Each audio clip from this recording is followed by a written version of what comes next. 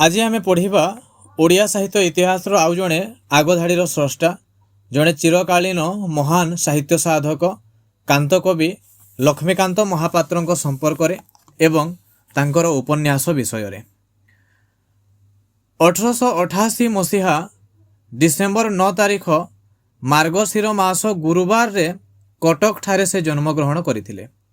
आउ जेहेतु मार्गशीर मास गुरुवार रे जन्मित होइथिले सेथिपाई देवी लक्ष्मी नाम अनुसार तांको नाम लक्ष्मीकांत रखा होइतिला। तांको पिता चौधरी भागवत प्रसाद सामंतराय महापात्र। चौधरी भागवत प्रसाद सामंतराय महापात्र से होउचंदी तांको पिता। तांको माता होउचंदी राधामणि दासी। से 1953 फेब्रुआरी 24 तारिख रे इहलीला संवरण करथिले। माने 1888 रु 1953 एटा तांकर जीवन काल। तो देखिबा ए जीवन काल भितर से कोन कोन करथिले संक्षेप रे। 1907 रे से एंट्रांस पास कले। रेभेन्सा रे आईए पढ़िले। आउ आईए सरीबा परे बीए पढ़िबा पई से कलिकता गले। कलिकतार रिपन कॉलेज रे से बीए अध्ययन कले। लक्ष्मीकांतଙ୍କ उद्देश्य रे फकीरमोहन सेनापति कहिसंती लेखि जा सुना रही जीव खाद पाउंस होई जीव कालाग्नि रे। केवल एतिकी नुहे से अनेक समय रे लक्ष्मीकांतଙ୍କୁ आदर करुथिले। तांको कथा साहित्यर जो प्रतिभा बा साहित्य प्रतिभा को से सब बेले प्रशंसा करुथिले। 1921 रे गोपीनाथ संगीत समाज गठन कले लक्ष्मीकांत महापात्र। माने तांकर आराध्य देवता गोपीनाथଙ୍କ नामानुसार एटा नामित होईछि। गोपीनाथ संगीत समाज से गठन करथिले 1921 रे। आउ 1929 रे से गोपीनाथ प्रेस प्रतिष्ठा करथिले। कहे कहे कहते एटा फकीरमोहन को मुद्रण यंत्र को ही से किणी आनिथिले। आउ गोपीनाथ प्रेस नाम देइथिले।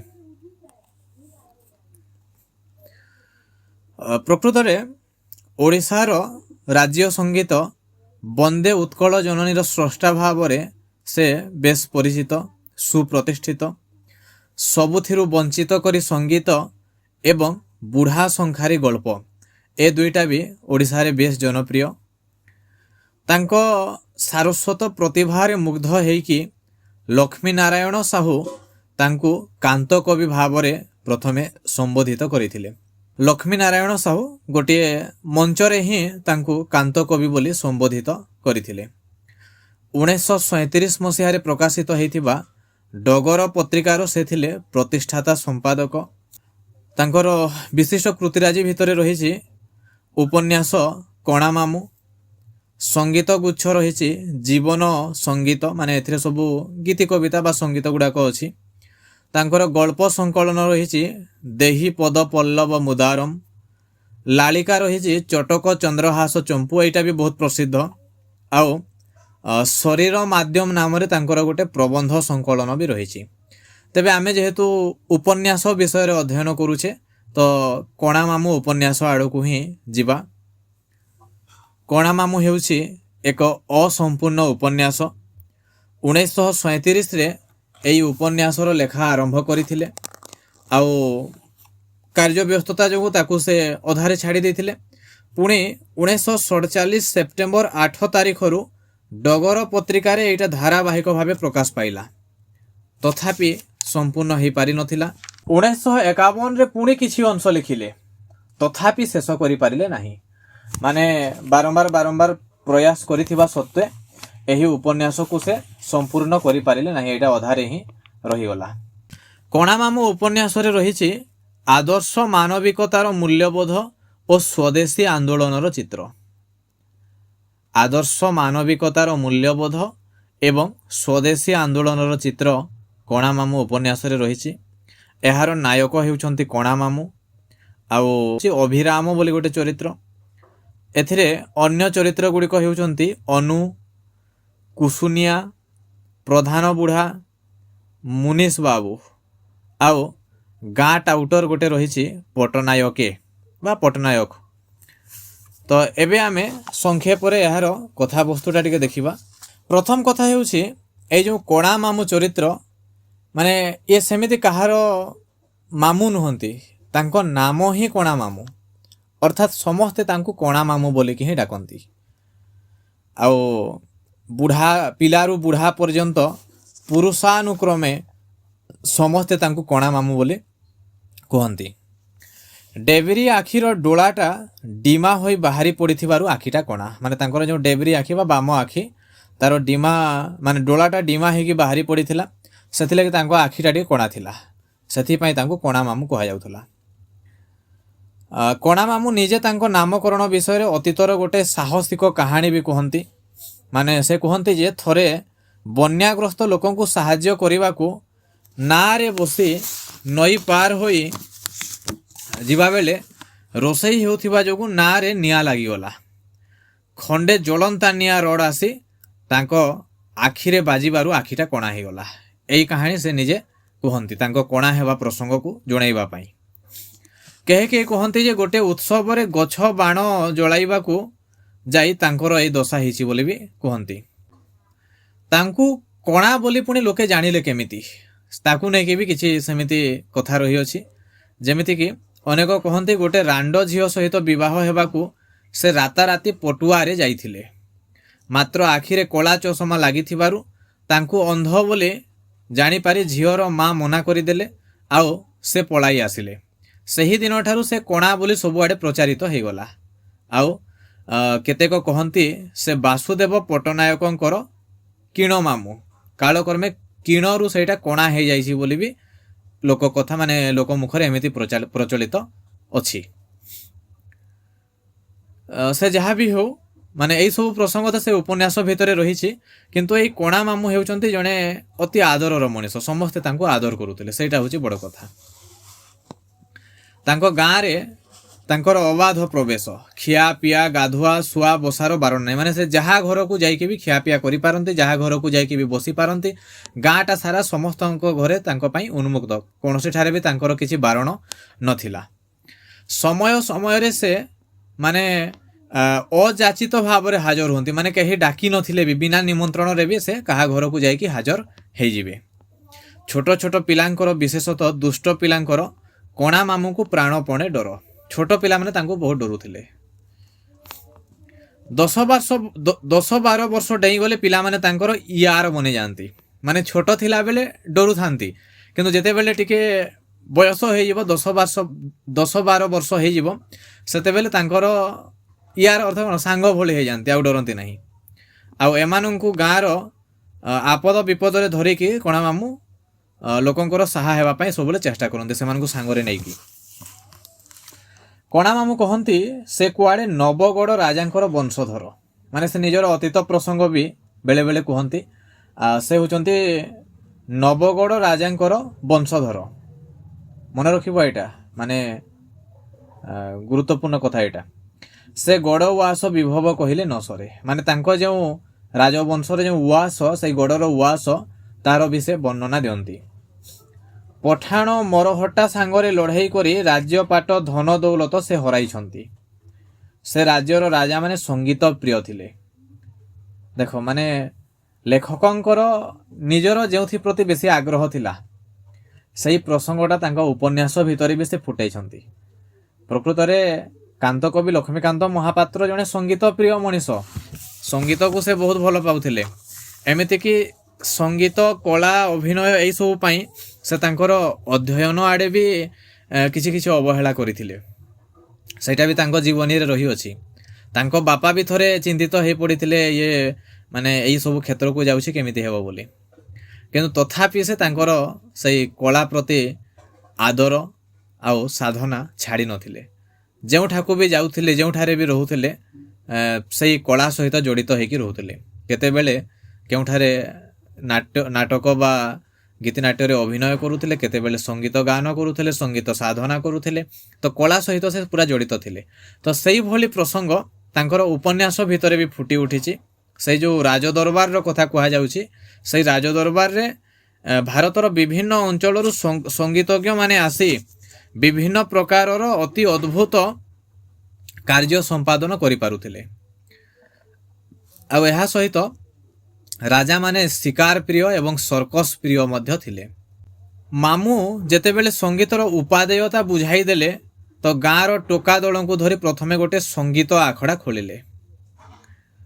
କେତେ ଦିନ ପରେ କ୍ରମେ ମାମୁଁ ଉତ୍ସାହୀ ଯୁବକମାନଙ୍କୁ ଶିଖାଇଲେ ଆସନ, ମୁଦଗର, ବାଡ଼ି ଖେଳ, ଛୁରା ଖେଳ, ଢାଲ ତରବାର ଖେଳ, କୁସ୍ତି, ଦଣ୍ଡ ବୈଠକ ତା ସାଙ୍ଗକୁ ଧନୁର୍ବିଦ୍ୟା।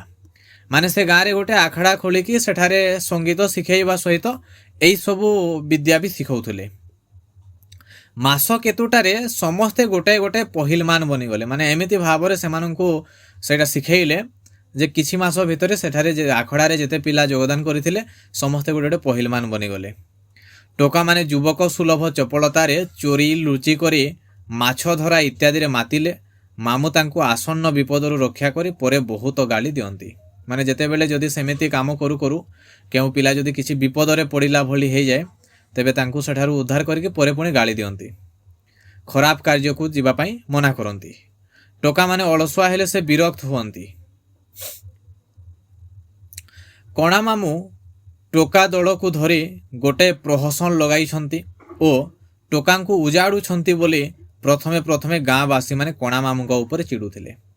ମାନେ ଗ୍ରାମବାସୀ ମାନେ ଭାବିଲେ ଯେ ଏ ପିଲାମାନଙ୍କୁ ନେଇକି ଏମିତି ସବୁ ଶିଖଉଛି ଆଉ ତାଙ୍କୁ ଉଜାଡ଼ି ଦେଉଛି ଏଇଭଳି କହୁଥିଲେ।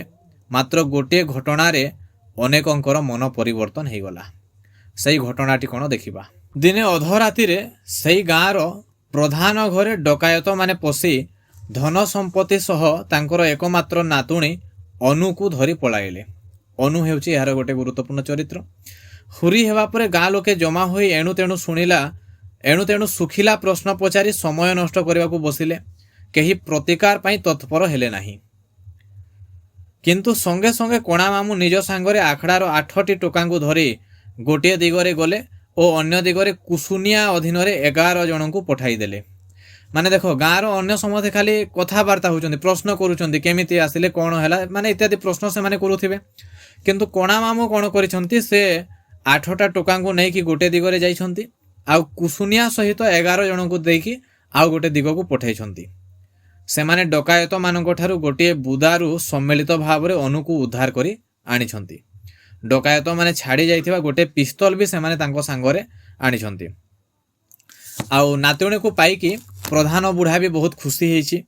ସେତେବେଳକୁ ମୁନିଷ ବାବୁ ଆସି ତୁରନ୍ତ କାର୍ଯ୍ୟପନ୍ଥା ଗ୍ରହଣ ନକରି ଦାଣ୍ଡରେ ମିସଲ ଜମାଇଛନ୍ତି।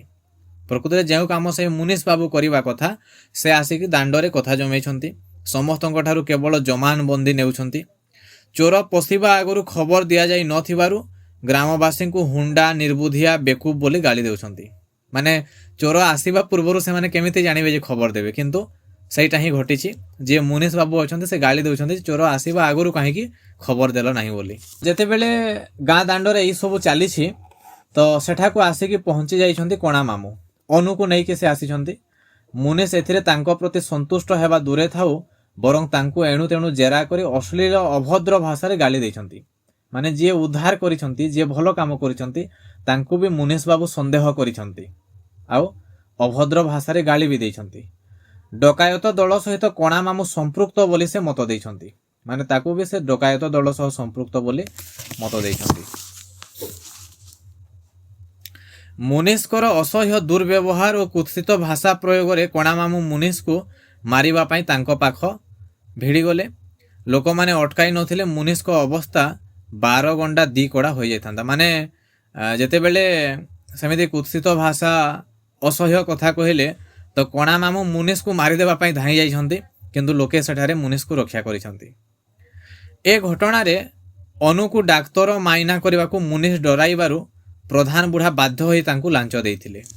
ମାନେ ତାର ଡାକ୍ତରୀ ମାଇନା କରିବା ପାଇଁ କୁହାହେଲା, କିନ୍ତୁ ତା ବଦଳରେ ପଇସା ଦିଆହେଲା। ଫଳରେ ମୁନିଷ ଅନୁ ଚୋର ଭୟରେ ବାଡ଼ ପାଖ ବୁଦାରେ ଲୁଚି ରହିଥିଲା ବୋଲି ମିଥ୍ୟା ରିପୋର୍ଟ ଦେଲେ। ମାନେ ସେଇ ସରକାରୀ ରିପୋର୍ଟରେ ଲେଖା ହେଲା ଯେ ଲୁଚିକି ରହିଥିଲା ବୋଲି।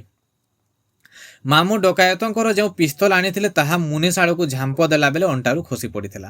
ମାନେ ପିସ୍ତଲଟା ସେ ଆଣିଥିଲେ ଆଉ ଏପଟେ ପୁଣି ମୁନିଷ ତାଙ୍କୁ ସନ୍ଦେହ କରୁଛି ଇଏ ବି ଡକାୟତ ସହ ମିଶିଛି ବୋଲି, ଆଉ ସେତିକି ବେଳେ ପିସ୍ତଲଟା ବାହାରି ପଡ଼ିଛି ତାଠାରୁ।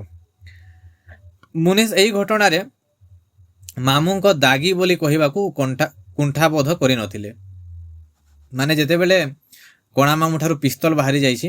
ତ ମୁନିଷ ଆହୁରି ସ୍ପଷ୍ଟ ଭାବରେ କହିବାକୁ ଲାଗିଲେ ଯେ ଇଏ ଗୋଟେ ଦାଗୀ ଚରିତ୍ର ବା ସେଇ ଡକାୟତମାନଙ୍କ ସହ ଏହାର ବି ସମ୍ପୃକ୍ତି ଅଛି ବୋଲି। ପିସ୍ତଲଟିକୁ ନିଜେ ରଖିବା ଲୋଭରେ ମୁନିଷ ପିସ୍ତଲ ସମ୍ବନ୍ଧରେ କୌଣସି ରିପୋର୍ଟ କଲେ ନାହିଁ।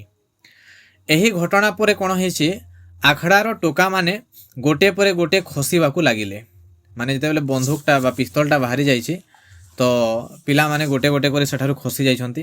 ମାତ୍ର ମାମୁଁ ପଛାଇଲେ ନାହିଁ। ସେ କହିଲେ, ମୁଁ ଚାହେଁ ସଚ୍ଚୋଟ ଯବାନ ଯେ ଜୀବନ ଦେଇପାରିବ ଦେଶ ପାଇଁ, ଦେଶକୁ ସ୍ୱାଧୀନ କରିବାକୁ ହେବ ଯାହାଙ୍କର ବ୍ରତ ଧର୍ମ।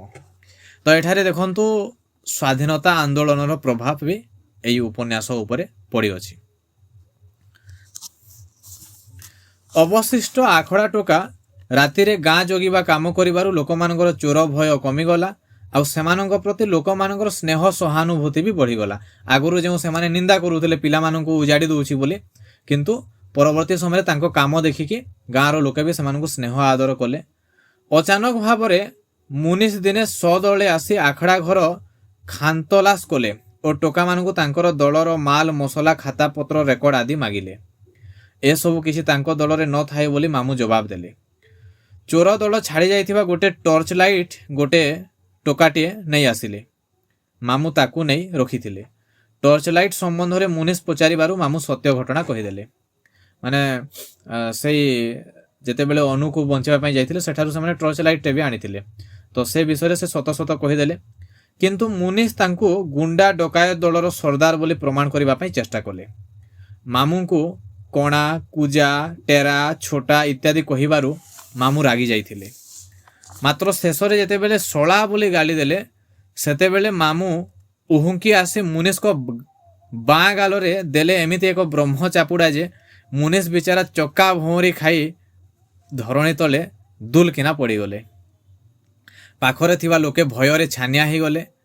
ପକଡ଼ ପକଡ଼ ହୁରି କଲା ବେଳକୁ ଆଉ ମାମୁଁକୁ ଦେଖେ କିଏ? ଆଉ ଅଧିକ ପୁଲିସ ଆସିଲା ବେଳକୁ ମାମୁଁ ଯାଇ କେଉଁଠାରେ ରହିଗଲେ, କେହି ବି ତାଙ୍କର ଆଉ ପତ୍ତା ପାଇଲେ ନାହିଁ। ମାନେ କିଛି କାଳ ପାଇଁ ଏହି ଉପନ୍ୟାସରୁ ମାମୁଁ ଅନ୍ତର୍ଧାନ ହେଇଯାଇଛନ୍ତି।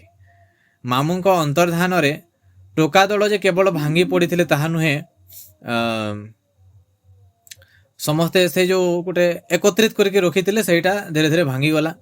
ଗ୍ରାମବାସୀ ମାନେ ଅନୁଭବ କଲେ ଗାଁରୁ ଗୋଟାଏ କ'ଣ ହଜିଯାଇଛି। ଦେଖ, ଯାହାକୁ ଆଗରୁ ନିନ୍ଦା କରୁଥିଲେ ଏବେ ତାର ଅବର୍ତ୍ତମାନରେ ବା ସେ ନଥିବା ବେଳେ ତାଙ୍କୁ ସେମାନେ ଭାବୁଛନ୍ତି କିଛି ଗୋଟେ ହଜିଯାଇଛି ବୋଲି। ଆଉ କେଉଁଥିରେ ସେଇଟା ପୂରଣ ହେଇପାରେ ନାହିଁ। ଜଣାଗଲା ପ୍ରତି ଧୂଳିକଣାରେ ସତେକି ମାମୁଁଙ୍କର ବ୍ୟକ୍ତିତ୍ୱ ଭରି ରହିଛି। ମାନେ ସମସ୍ତେ ମାମୁଁଙ୍କ କଥା ମନେ ପକାଉଛନ୍ତି। ମାମୁଁଙ୍କ ଯେଉଁ ଜାଗାଟା ଖାଲି ହେଇଯାଇଛି ତାକୁ ସମସ୍ତେ ଭାବୁଛନ୍ତି। ଏପଟେ ଅନୁର କଥା ନେଇ ଗାଁରେ ନାନା ପ୍ରକାର ଟୁପଟାପ ଫୁସଫାସ ଚାଲିଲା। ବଢ଼ିଲା କୋଡ଼ିଲା ଝିଅକୁ ରାତି ଅଧରେ ପାଣ ନେଲା କି ପଠାଣ ନେଲା, ତାର ଜାତି ନ ଯାଇ କ'ଣ ରହିଛି, ମାନେ ତା ବିଷୟରେ କଥାବାର୍ତ୍ତା ଚାଲିଲା। ପଟ୍ଟନାୟକେ ଯେ କି ଗାଁର ଟାଉଟର, ଚୋରି ଇନକ୍ୱାରି ବେଳେ ପୁଲିସକୁ ଖୁସାମତ କରିବାରେ ସେ ଧୁରନ୍ଧର ଥିଲେ। ଅନୁର ଡାକ୍ତର ମାଇନା ଖବରରେ ସେ ପ୍ରଧାନ ବୁଢ଼ାକୁ ଚମକାଇ କିଛି ଟଙ୍କା ମୁନିଷକୁ ଦିଆଇଲେ, ମଝିରେ କିଛି ଟଙ୍କା ନିଜେ ବି ମାରିଥିଲେ। ମାନେ ସେ ଟାଉଟର ଲୋକ, ସେମାନେ କାହାରି ନୁହନ୍ତି। ମାନେ ଇଆଡ଼ କଥା ସିଆଡ଼େ, ସିଆଡ଼ କଥା ଇଆଡ଼େ କରିକି ସବୁଆଡ଼ୁ କେମିତି ନିଜର ଫାଇଦା ହେବ ସେଇଟା ଦେଖନ୍ତି। ତ ପୁଲିସକୁ ଯେଉଁ ଟଙ୍କା ଦିଆଗଲା ସେଥିରୁ କିଛି ସେ ପଟ୍ଟନାୟକେ ବି ମାରିଥିଲେ। ବର୍ତ୍ତମାନ ଟଙ୍କା ହେଲେ ଅନୁ ପାଇଁ ବର ଯୋଗାଡ଼ ହୋଇଯିବ ବୋଲି ପୁଣି ଥରେ ସେ ସେଇ ପ୍ରଧାନ ବୁଢ଼ାଠାରୁ ଟଙ୍କା ନେବା ପାଇଁ ଚେଷ୍ଟା କଲେ। ହାଇସ୍କୁଲରେ ପଢ଼ୁଥିବା ଗୋଟିଏ ବର ଠିକ୍ ହୋଇଗଲା। ବର ବେଦୀକୁ ଯିବା ପୂର୍ବରୁ ପଟ୍ଟନାୟକ 500 ଟଙ୍କା ମାଗିଲେ। ପ୍ରଧାନ ବୁଢ଼ା ସତ୍ୟ ହାରିବେ ନାହିଁ, ନିଶ୍ଚୟ କାଲି ଟଙ୍କା ଦେବେ ବୋଲି କହନ୍ତେ ପଟ୍ଟନାୟକ ରାଗି ଯାଇ ସେ ସ୍ଥାନରୁ ପଳାଇଲେ। ବରକୁ କି ମନ୍ତ୍ରଣା ଦେଲେ ଯେ ବର ଝାଡ଼ା ଯାଉଛି କହିକି ସେ ବି ଛୁ ହେଇଗଲା। ଏ ଘଟଣାରେ ଅନୁ ଆତ୍ମହତ୍ୟା କରିବାକୁ ବାଡ଼ିଆଡ଼ ପୋଖରୀକୁ ଡେଇଁ ପଡ଼ିଲା। ଏଇଟା ଗୋଟେ ଦ୍ୱନ୍ଦାତ୍ମକ ପରିସ୍ଥିତି ସୃଷ୍ଟି ହେଇଛି ଉପନ୍ୟାସ ଭିତରେ। ଯେତେବେଳେ ବାହାଘର ଭାଙ୍ଗି ଯାଇଛି ବା ସେ ବର ଛୁ ମାରିଛି ସେତେବେଳେ ଅନୁ ଆତ୍ମହତ୍ୟା କରିବା ପାଇଁ କୂଅକୁ ଡେଇଁ ଦେଇଛି, ପୋଖରୀକୁ ଡେଇଁ ଦେଇଛି। ତାକୁ ଉଦ୍ଧାର କରିବାକୁ ଆଖଡ଼ା ଟୋକା ଦଳ ଯିବା ପୂର୍ବରୁ ତେଣେ ମାମୁଁ ସଜ୍ଞାହୀନ ଅନୁକୁ କାନ୍ଧରେ ବୋହି ଆଣୁଛନ୍ତି। ଦେଖ, ସେ ମାମୁଁ କେଉଁଠାରେ ଅନ୍ତର୍ଧାନ ହେଇକି ଥିଲେ ଯେ ଯେତେବେଳେ ଅନୁ ପୋଖରୀକୁ ଡେଇଁ ଦେଇଛି ଆଉ ଅଚେତ ହେଇକି ରହିଛି, ସଜ୍ଞାହୀନ ହେଇକି ରହିଛି, ତାକୁ ମାମୁଁ ହିଁ ନେଇକି ଆସୁଛନ୍ତି। ସେବା ଶୁଶ୍ରୂଷା ପରେ ଅନୁ ସଜ୍ଞା ଫେରି ପାଇଛି। ତାର ମଙ୍ଗୁଳା ସରିଥିବାରୁ ବର୍ତ୍ତମାନ ପ୍ରଧାନ ବୁଢ଼ାର ସମସ୍ୟା ତାକୁ ବାହା ହେବ କିଏ। ସଙ୍ଗେ ସଙ୍ଗେ ଆଖଡ଼ା ଦଳର ଜଣେ ଆଦର୍ଶ ଯୁବକ ଅନୁକୁ ବାହା ହେବା ପାଇଁ ରାଜି ହେଇଯାଇଛି ଆଉ ତାଙ୍କ ସହିତ ବିବାହ ହେଇଛି, ଯାହାର ନାମ ହେଉଛି ଅଭି। ଅଭିଙ୍କର ବୋଉ ବି ସେଥିରେ ରାଜି ହେଇଛନ୍ତି। ତାପରେ ବାହାଘର ଚାଲିଛି। ମାମୁଁ ହଠାତ୍ ପୁଣି ଥରେ ଅନ୍ତର୍ଧାନ ହେଇଗଲେ ବାହାଘର ଚାଲିଥିବା ବେଳେ। ଚାହୁଁ ଚାହୁଁ ପୁଲିସ ଆସି ପ୍ରଧାନ ଘର ଘେରାଉ କଲେ, କିନ୍ତୁ ନିରାଶ ହୋଇ ପୂଜାପୂଜିରେ ସନ୍ତୋଷ ଲାଭ କରି ଫେରିଲେ। ମାମୁଁଙ୍କର ପୁଣି କିଛି ଦିନ ପାଇଁ ଦେଖା ମିଳିଲା ନାହିଁ। ତାପରେ ଘଟଣାକ୍ରମରେ ପରବର୍ତ୍ତୀ ସମୟରେ ପୁଣି ଦିନେ ଅଭିର ଘରେ ହଠାତ୍ ନିଆଁ ଲାଗିଗଲା। ସମସ୍ତେ ବାହାରକୁ ବାହାରି ଯାଇଥିଲେ। ଘର ପୋଡ଼ିର ବ୍ୟସ୍ତତା ଭିତରେ ଅଭିଙ୍କର 8 ବର୍ଷର ଭାଣିଜୀ ହାରାକୁ ଘର ଭିତରୁ କେହି ଆଣିପାରିଲେ ନାହିଁ। ଘର ଭିତରେ ରହିଯାଇଥିଲା ଅଭିର ଭାଣିଜୀ ହାରା, ଆଉ ବାକି ସମସ୍ତେ ବାହାରକୁ ଆସିଛନ୍ତି। ଅଭି ଭିତରକୁ ଯିବାକୁ ବାହାରିବାରୁ ସମସ୍ତେ ମନା କଲେ। ମାନେ ଅଭି ଯେତେବେଳେ ଚାହୁଁଥିଲେ ଯାଇକି ତାଙ୍କ ଭାଣିଜୀକୁ ଉଦ୍ଧାର କରିବେ ବୋଲି, ସମସ୍ତେ ଅଭିକୁ ମନା କଲେ। କାନ୍ଦ ବୋବାଳି ପଡ଼ିଲା। ମାତ୍ର ଘର ଭିତରୁ ବିଜୁଳି ବେଗରେ ଅଗ୍ନିବ୍ୟୁହ ଭେଦ କରି ମାମୁଁ ହାରାକୁ ଧରି ବାହାରିଲେ। ମାନେ ଯେତେବେଳେ ବି ବିପଦ ପଡ଼ୁଛି ସେତେବେଳେ ମାମୁଁ ଆସିଯାଉଛନ୍ତି। ମାମୁଁଙ୍କର ତଳିପାଦ ବି ଗୋଟାକ ଯାକ ଫୋଟକା ହୋଇଯାଇଥିବାରୁ ଉପଶମ ପାଇଁ ସେଠାରେ କିଛି ସମୟ ରହିଲେ। ସେଠାରେ ପ୍ରକାଶ କରିଛନ୍ତି ଯେ ସେ ଗୋଟାଏ ବଡ଼ କାମରେ ହାତ ପୂରେଇଛନ୍ତି। ପୁଣି ସେ କଥା ଜାଣିପାରିଛି, କିନ୍ତୁ କେଉଁଠି କେମିତି ବାଗରେ କାମ ହେଉଛି ତାର ପତ୍ତା ପାଉନାହିଁ। ମାନେ ସେ ଯେଉଁ ଲୁଚିକି ରହୁଛନ୍ତି, କିଛି ଗୋଟେ ବଡ଼ କାମ ସେ କରୁଛନ୍ତି। ବିଦେଶୀ ବିଧର୍ମୀ ସରକାର 7 ସମୁଦ୍ର 13 ନଈ ପାରରୁ ଆସି ଏ ଦେଶ ମାଡ଼ି ବସିଛି।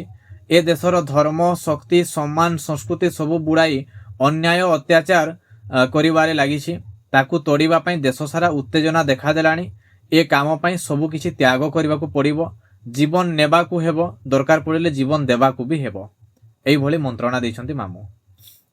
ମାମୁଁଙ୍କର ଏଇ କଥାରୁ ସେତେବେଳେ ଗୋଟିଏ ଚମତ୍କାର ଜାଗୃତି ମିଳିଛି, ଗୋଟେ ନବ ଜାଗରଣ ସୃଷ୍ଟି ହେଇଛି। ଆଉ କାନ୍ତ କବି ଲକ୍ଷ୍ମୀକାନ୍ତ ଏଇ କଣା ମାମୁଁଙ୍କ ଜରିଆରେ ନିଜର ଆଦର୍ଶକୁ ହିଁ ସମ୍ପୂର୍ଣ୍ଣ ରୂପେ ପରିବେଷଣ କରିଦେଇଛନ୍ତି। ତାପରେ କ'ଣ ହେଇଛି, କଣା ମାମୁଁ ଆସିଥିବା ଖବର ପାଇ ପୁଲିସ ଆସି ତାକୁ ଧରି ନେଇ ଜେଲ ଦଣ୍ଡ ଦେଇଛି। କ୍ରମେ ଟୋକା ଦଳ ପୂର୍ବର ଆଦର୍ଶ ଭୁଲି ଯାତ୍ରା ଦଳ, ତାସ ଖେଳ, ପରଚର୍ଚ୍ଚା, ପରନିନ୍ଦା, ଟାହି ଟାପରାରେ ବେଳ କାଟିଲେ। ମାନେ ତାଙ୍କର ଆଦର୍ଶକୁ ସେମାନେ ଭୁଲିଗଲେ। ମାମୁଁଙ୍କର ସ୍ମୃତି ଧୀରେ ଧୀରେ ଧୋଇ ଯିବାକୁ ଲାଗିଲା। ବେଳେ ବେଳେ ଲୋକମାନେ କିଛି ଅଘଟଣ ଘଟିଲେ କହିଲେ କଣା ମାମୁଁ ଥିଲେ ୟା ହୋଇନଥାନ୍ତା। ମାନେ ସେ ଯେତେବେଳେ ଜେଲରେ ଅଛନ୍ତି ଲୋକେ ବେଶୀ ମନେ ପକାଉନାହାନ୍ତି, କିନ୍ତୁ ଯେତେବେଳେ କିଛି ଅଘଟଣ ଘଟୁଛି ସେତେବେଳେ ମନେ ପକାଉଛନ୍ତି ଯେ କଣା ମାମୁଁ ଯଦି ଥାନ୍ତେ ତେବେ ଏମିତି ହେଇନଥାନ୍ତା। ଗାଁରେ ଶ୍ୟାମ ଓ ବଳିଆ 2 ଦଳ ଥିଏଟର ପାର୍ଟି ଗଢ଼ି ପରସ୍ପର କଳି କଜିଆରେ ମାତିଲେ। ଶ୍ୟାମ ଆଉ ବଳିଆ ମାନେ ଥିଏଟର ପାର୍ଟି 2ଟା କରିଦେଲେ, ଉଭୟ ମଧ୍ୟରେ କଳି କଜିଆ ଲାଗିଲା। ଅଭିବାବୁଙ୍କର ପୁଅର 21 ଦିନ ଦୁଆରେ ପାଲା ହେଉଥାଏ। ଏହି ସମୟରେ ଶ୍ୟାମ ଓ ବଳିଆ ପାଲା ସ୍ଥଳରେ ଉଭୟ ପାଖରେ ଷ୍ଟେଜ ବାନ୍ଧି ଥିଏଟର ଆରମ୍ଭ କରିଦେଲେ। ଥିଏଟର ଦେଖାଇବା ଛଳରେ ଷ୍ଟେଜ ଉପରେ ପରସ୍ପର ପ୍ରତି ଅଶ୍ଳୀଳ ଭାଷାରେ ଗାଳିଗୁଲଜ କରିବାରେ ଆଉ ନିର୍ଲଜ ଭାବରେ ଡେଇଁବାରେ ମାତିଲେ। ଆଉ ଏଇ ଦୃଶ୍ୟ ସହିତ ଏଇ ଉପନ୍ୟାସର ସମାପ୍ତି ଘଟିଛି।